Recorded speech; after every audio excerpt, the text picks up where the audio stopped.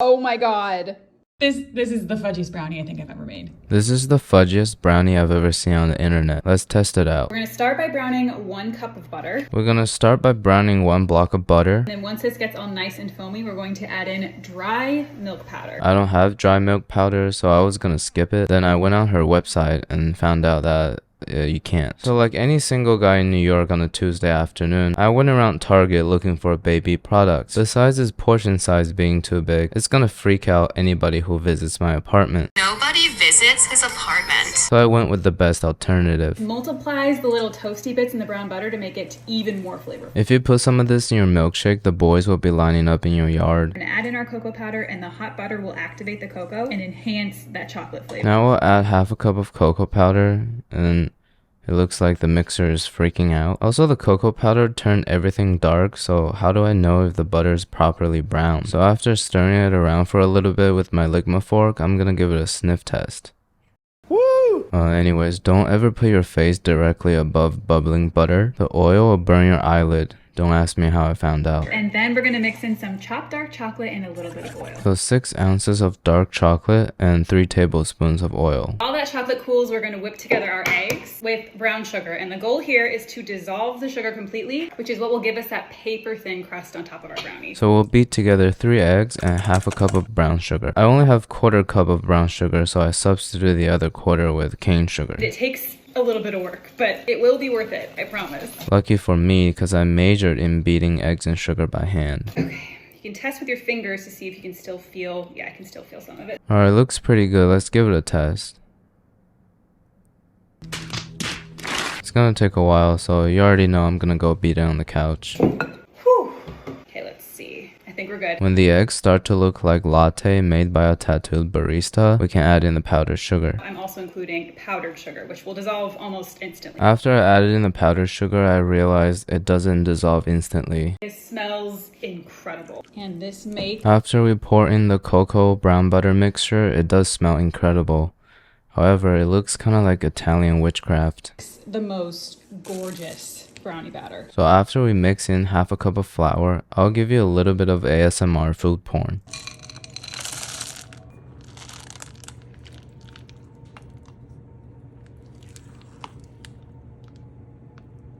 Nice job, team.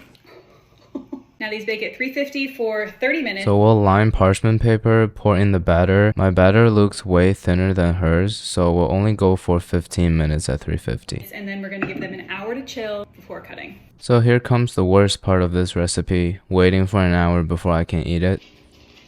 My heart is like racing. I'm really excited. I forgot to hit record, but Good thing I remembered to hit record. I also remembered to post it on Instagram.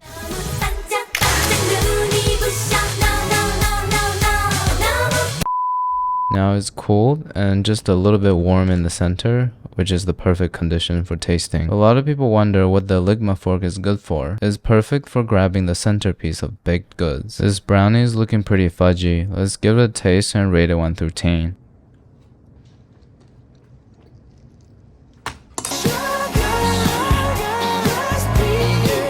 The top layer is very thin and crispy, and the inside is very gooey and moist, and occasionally you get hit with that clunk of chocolate. The toasted malt powder kind of gives it that dry aged beef flavor, but in a very pleasant, sweet kind of way. I eat brownies like once a year, and every time I eat it, it impresses me, so I'll give it an 8.5 out of 10.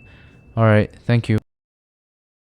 The most delicious, high-protein, honey barbecue chicken mac and cheese. Only 500 calories and so easy to meal prep. Seems too good to be true. Let's test it out. Slice your chicken into cubes. Always a pleasure to showcase my radioactive chicken and bow down to its massive size and girth. We'll first slice them into cubes. Then add garlic, black pepper, paprika, salt, and olive oil. I don't feel like peeling real garlic today, so we're gonna use a mysterious amount of garlic powder, black pepper, paprika, salt, and olive oil. Mix till the color changes. Gently give it a Thai massage. Then cook on medium heat for 8 minutes till golden brown. We'll space the chicken bits evenly across the surface of the pan because we don't want them touching tips. Also, the oil splatters from these chicken is uncontrollable. We can start cooking the pasta once we flip the chicken. Turn off the heat, add honey and barbecue sauce. Mix well. It's been 8 minutes. I'm gonna cut open the thickest piece to make sure it's done. Now I'll add some honey and barbecue sauce to make the cleanup 10 times worse. Add low-fat milk. After we rinse the pan, we'll add some full-fat milk. Hot sauce. And then 1/4 cup of Frank's love juice. Don't ask me why I'm so good at this motion. Light cream cheese. I don't have that, so I'm just gonna put in a less amount of normal cream cheese. It's not only low in fat, but also everything else.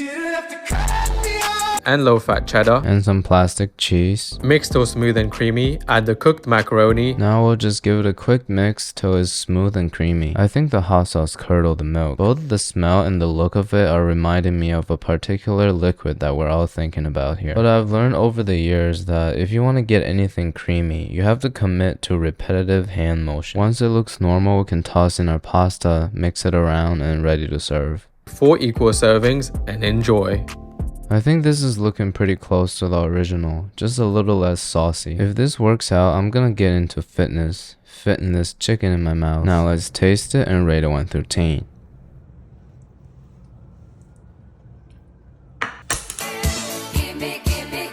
It definitely doesn't taste like the real thing, but you don't feel like you're eating a compromised health meal. The chicken is sweet, savory, and tender, and the mac and cheese is fine. Considering its calories and macros, I'll give it a 9 out of 10. Highly recommend.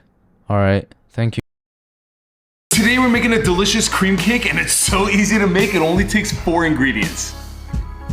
Today we're gonna follow his instructions and do a cream cake. First we want to mix together 1.5 cups of heavy cream, 1.5 cup of heavy cream, 2.5 cups of milk powder, 2.5 cup of malted milk powder, and 1 can of condensed milk. Condensed milk is very satisfying to watch, so I'll give you a close shot.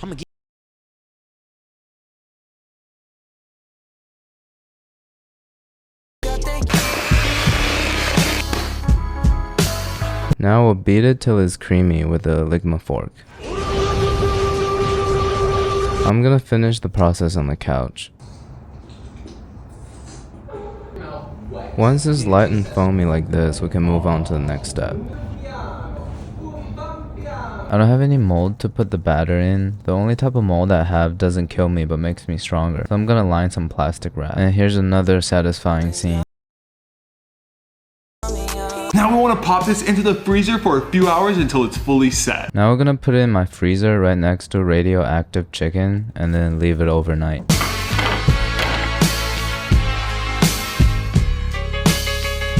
I've developed a deep hatred for tempering chocolate because I have to pay attention to it the whole time. I can't just neglect it like my parents did to me. We want to warm it up to 90 degrees, which is just a little cooler than your hand. And there you have it, delicious cream cake. It's been 12 hours and our batter is beautifully solidified and in a perfect triangle shape. Today we're gonna be a little unconventional and glaze the cream with chocolate because usually we glaze the chocolate with cream. We're gonna spread the chocolate around to make it pretty. I'm not even gonna post this on Instagram because I don't want to hear it. Alright, we'll grab a piece and give it a taste, I guess. And then we'll rate it 1 through 10.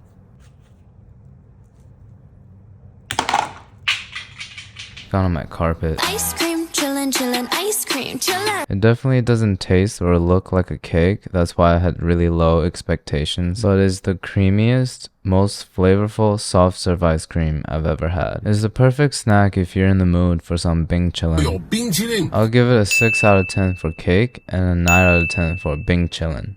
Alright, thank you. Let me show you how easy it is to make this focaccia. Let me make it to see how easy it is. Slightly warm water. Slightly warm water. You add an instant yeast, honey, olive oil, and fine sea salt, and whisk. A teaspoon of instant yeast, a teaspoon of honey, splash of olive oil, and a teaspoon of salt. And now we mix. Then add in your bread flour and stir until it's completely hydrated. 500 grams of bread flour and stir until I feel dehydrated. Scrape down the sides of your bowl. It will be a sticky mess. Get a bench scraper and scrape down this sticky mess. But you're the sticky mess. Cover your bowl for 10 minutes, wet your hands, and do your first series of stretch and folds. Cover my dough for 10 minutes and do my first series of stretch and fold. I guess our work is a reflection of ourselves because this dough is soggy and clingy. Cover again for 10 minutes and do another set of stretch and folds. This helps to build structure in your dough. Now we'll cover it for another 10 minutes, and this time during the stretch and fold we're gonna do this little wiggle. After that, place your dough smooth side up. I don't think my dough has a smooth side. Top it with a bit of olive oil, rub it all over, and cover it with plastic wrap and put it into the fridge overnight. My bowl is too messy, so I'm gonna put the dough into another bowl with olive oil already in it. Cover with plastic wrap and into the fridge overnight. The next day or 2 days later, remove the dough from the fridge, look at those bubbles, and get your tray prepared. After 3 days, we'll prepare the tray by lining oil and then parchment paper on top. With oiled hands, fold the dough into a burrito-like shape and then slide it lengthways into the tray and flip it over so that the smooth side is now facing the top. With oiled hands, do 2 folds into a burrito shape and then flip it over. Then we'll cover and rest for 2 hours. And now it's time to dimple. This is so satisfying. Look at that bubble. This is the part I was looking forward to the most because it looked satisfying on camera. Plus, my hand is conditioned to start fingering when it's oiled up. Add your toppings of choice. I did olives and rosemary. My toppings of choice are thyme, truffle powder, and some pepper. Let's see what you think of this masterpiece on Instagram.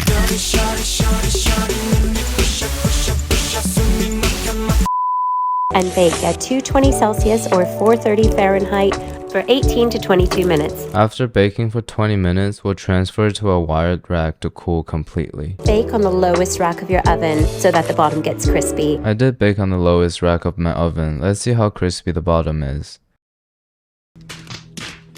Ariana Grande now, not Ariana Grande 10 years ago. What the hell is this pasty ass? Wait for it to cool, then cut in and enjoy. After 2 years it's finally cooled, so we can cut into the centerpiece and give it a try. And rate it 1 through 10. It looks pretty good as long as you don't flip it over.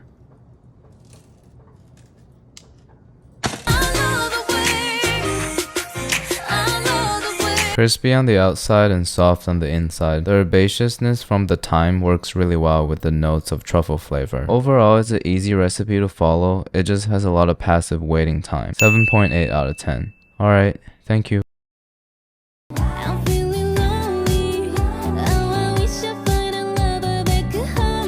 In a perfect world, that pancake will be my breakfast every morning. Let's try to make it. First step, a smooth one-handed crack of an egg, and then beat it with my Ligma fork. 55 grams of sugar, and then beat it till it's completely dissolved. I ran out of milk, so I'm gonna use my vanilla protein shake. It's basically milk on steroids. Yes. Next is 1.5 tablespoons of extra virgin olive oil. I learned a trick on TikTok to add character to this product.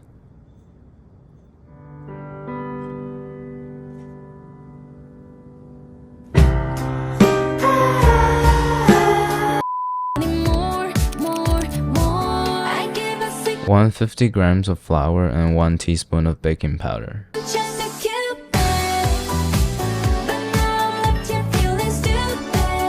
Now we'll mix the batter thoroughly. You can add some water if it's too dry. You want to be able to use the ribbon to draw hearts like this.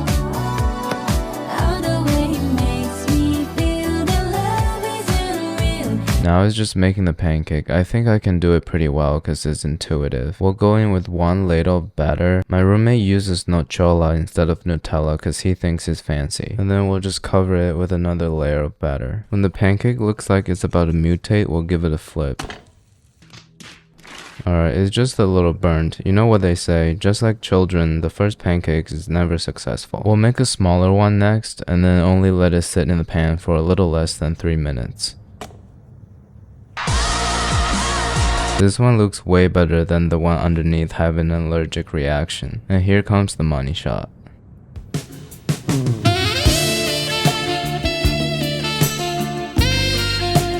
Alright, now it's time to taste and rate it 1 through 10.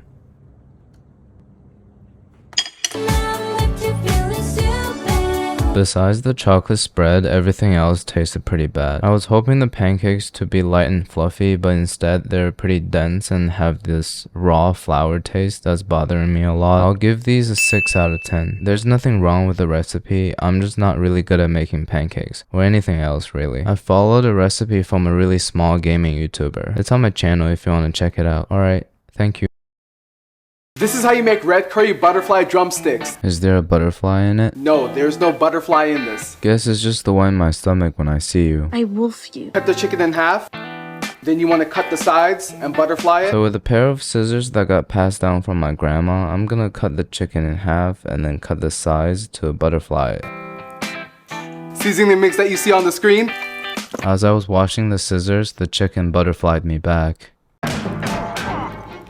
Now we're gonna season it with a tablespoon each of garlic, onion, paprika, cumin, and salt. I don't have Chinese 5-spice, so we're gonna go above and beyond and use togarashi, which has 7 spices.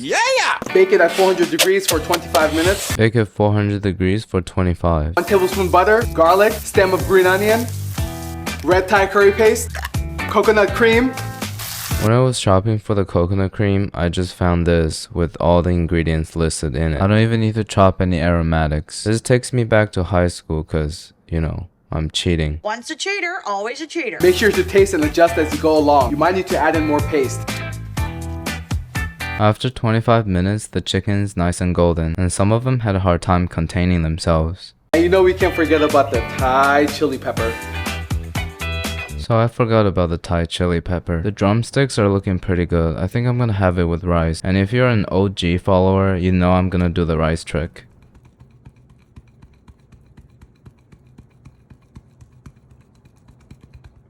Nice job, team. The smell in my house right now is very comforting. Kinda smells like coconut hairspray mixed with buttered chicken. Now it's time to taste it and rate it 1 through 10.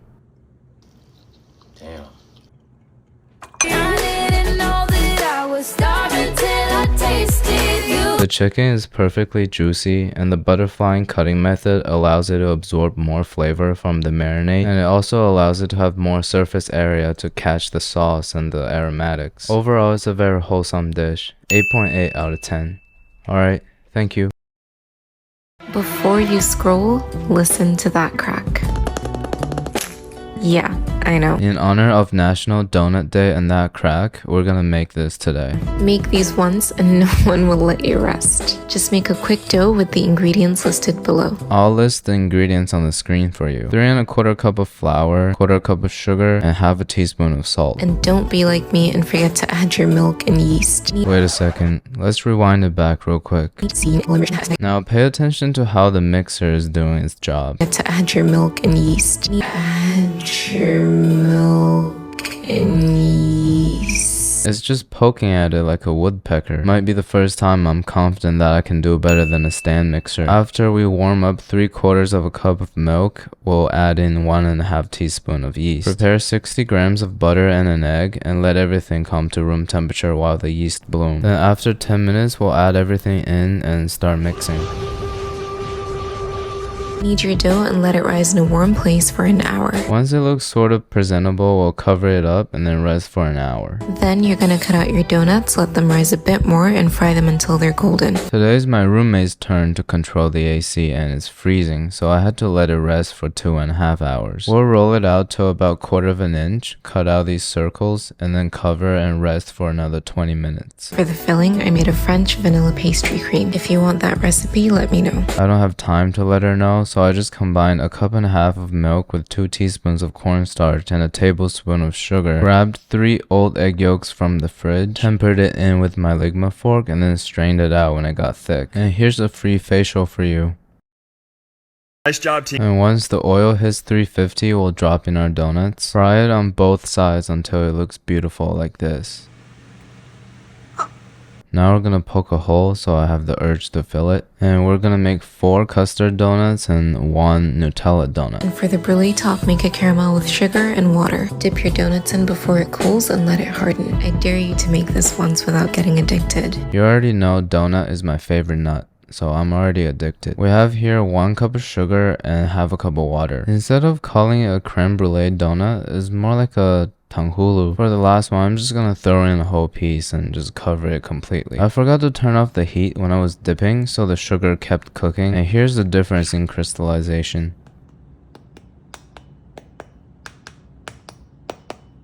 It seems like sugar gets harder and less clear as you cook it. Now let's pick the best looking one and split it open. I wonder why the sugar is not hard. That is what I call one fat looking donut, which is also my nickname in high school. Time to taste and rate it 1 through 10. Damn.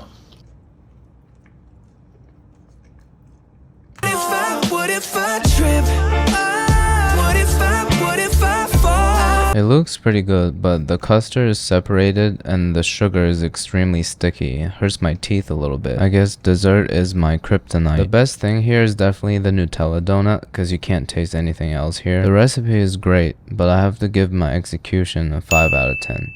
Alright, thank you.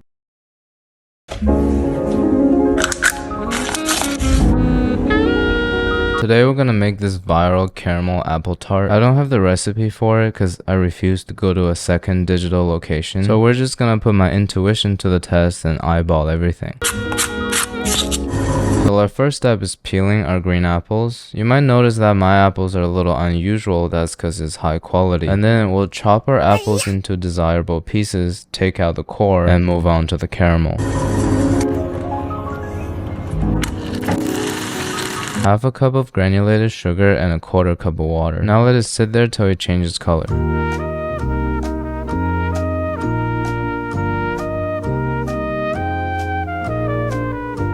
After giving it a mix, we'll throw in a cube of butter to cool the temperature down.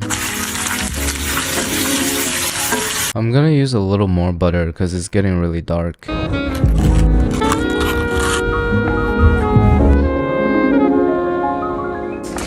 Now we'll place our apples in a desirable arrangement and don't let the caramel get on your hand. It hurts really bad. Don't ask me how I found out. Now it's time to cover it with a sheet of puff pastry. This puff pastry's been in my fridge for more than a month and is getting these brown spots. Hopefully it's not mold. Even if it is, as Gordon Ramsay said, No color, no flavor.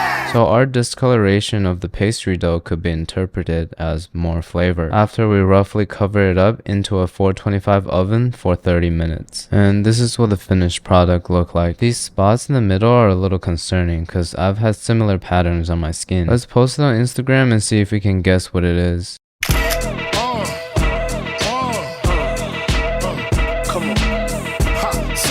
Now it's time to perfectly flip it over without making a mess.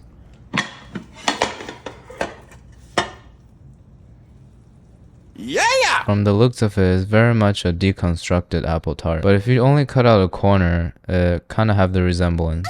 Now it's time to stab it with my Ligma fork, taste it, and rate it 1 through 10.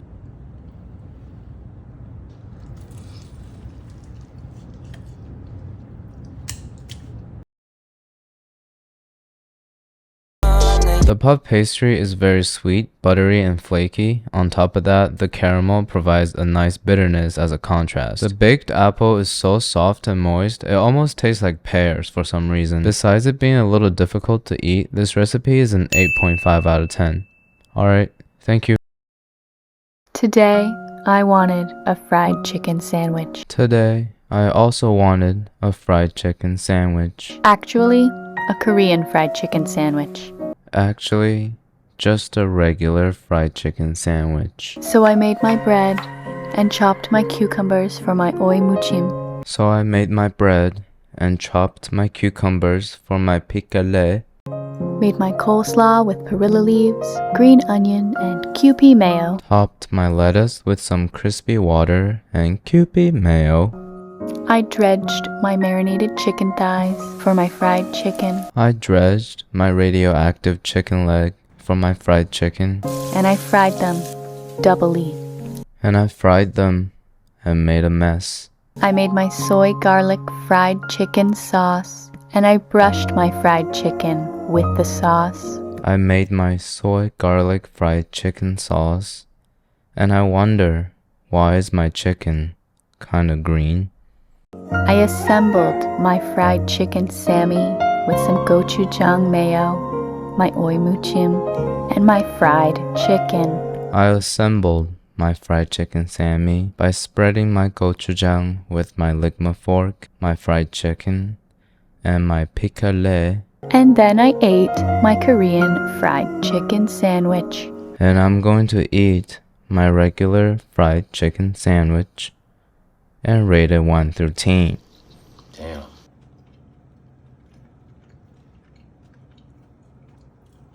Hold up. I guess I should take it as a sign. Wow. Anyways, it's a decent fried chicken sandwich. I used the donut dough I made last week, so it tasted a little old, but everything sort of just tastes like soy garlic sauce. So it's an 8 out of 10. Also, unfortunately, I have to announce that due to unforeseen circumstances, my 1 million special video cannot be released anymore. So to make it up for y'all, I have some alternative options for you to choose. Ratatouille from Babish, chocolate chip cookie from Josh, orange chicken from Snoop Dogg, or I'll learn how to sing Cupid on the guitar. Go to my Instagram story and vote for your favorite option so we can celebrate 1 million followers properly. Alright, thank you. If I had to choose my most favorite recipe I've ever shared, it would have to be these crispy rice pepper dumplings. The sound of the crunch made me feel some type of way, so we have to make it. First, let's make the filling by sauteing some mushrooms and garlic. First, we'll make the fillings by sauteing some mushrooms. Whenever you're dealing with mushrooms, make sure you put a lot of oil and heat it up really hot. Before adding cabbage and carrots. We'll first peel the carrots, and then I'm too lazy to chop it, so I'm just gonna grate it like cheese. When the carrots are done, it's time to shred the cabbage. Even though it looks like crispy water, aka iceberg lettuce, but it's much more than just water. It's high in fiber, low in calories, and got a decent amount of protein. It's one of bodybuilders' favorites, so I'll name it crispy steroids. Yes. Add tofu and ginger, then season with soy sauce, sesame oil, and some green onions, and there's your filling. When the carrots and onions are nice and soft, we can add our tofu. We'll simply just take a piece of firm tofu and break it with our hand. Don't do it, just don't do it. Asian cooking, when you cook tofu, you preserve the whole shape.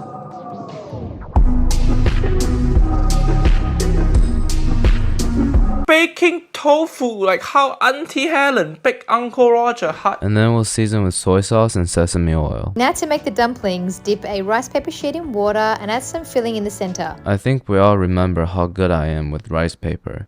So this should be a piece of cake. We'll gracefully put some filling in the center and then just elegantly wrap it up like a professional.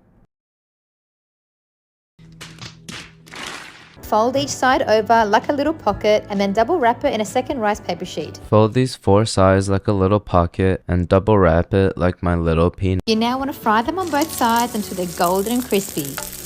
Now we want to fry them on both sides until 1 is golden and 2 are crispy. Since they're called dumplings, I feel like they should be dipped in soy sauce by default. Now let's give it a sound check with my ligma fork. They pass, so it's time to dip and sip with my lip.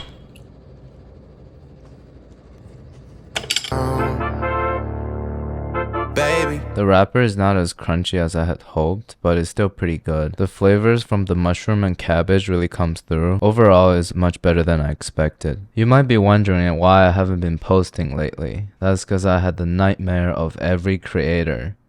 I lost my hard drive. Usually when adversities happen, I always blame myself, but this time, I blame Delta. But anyways, I'll keep working on more. Alright, thank you.